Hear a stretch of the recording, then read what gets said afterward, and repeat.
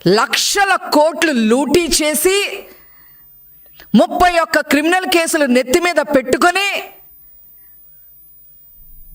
దేనికి కూడా ప్రజలకి సమాధానం చెప్పే పరిస్థితుల్లో ఉండి ఇతను విశ్వసనీయత గురించి విలువల గురించి మాట్లాడటం చాలా ఆక్షేపణీయంగా ఉంది అని చెప్పి ఈ సందర్భంగా నేను తెలియజేస్తా ఉన్నాను.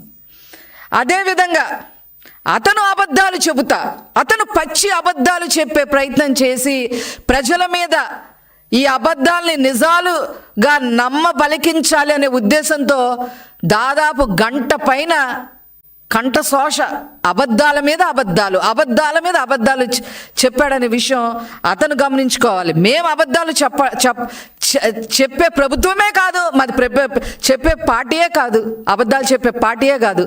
అది మీరు గమనించుకోవాలి. మాట్లాడితే మీడియాని దొంగల ముఠా అని చెప్పి ఈటీవీ, TV5, ABN అట్లాగా కొన్ని ఛానల్స్ని పట్టుకొని దొంగల ముఠా అని చెప్పి మాట్లాడుతూ ఉన్నాడు. నీకన్నా దొంగల ముఠా అసలు ఎవరున్నారయ్యా ఈ రాష్ట్రంలో? ఎవరున్నారు? 90% ఆర్థిక నేరస్తుల్ని, డౌరీ కేసుల్లో ఉన్నోళ్ళని, ప్రేమించి పెళ్ళాడతానని చెప్పి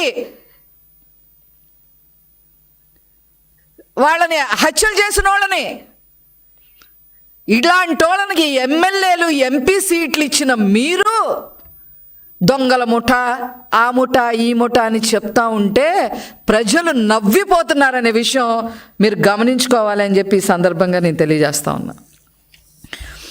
ఒకటే చెప్పదలుచుకున్నా నేను, మీరు నాశనం చేసిన, విధ్వంసం చేసిన అమరావతి, ఈరోజు అమరావతి నిర్మాణం వేగవంతం చేశారు నారా చంద్రబాబు నాయుడు గారు.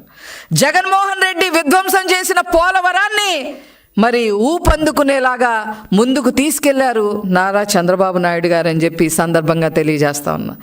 జగన్మోహన్ రెడ్డి ఒక్క ఉద్యోగం కూడా ఇవ్వకపోతే ఈనాడు నారా చంద్రబాబు నాయుడు గారు 20 లక్షల ఉద్యోగాలకి ఇవ్వటం కోసం అడుగులు ముందుకు వేశారు. 90% ముందుకు వేశారు. మొన్న దావోస్తో అది తేలిపోయిందనే విషయం జగన్మోహన్ రెడ్డి గమనించుకోవాలి.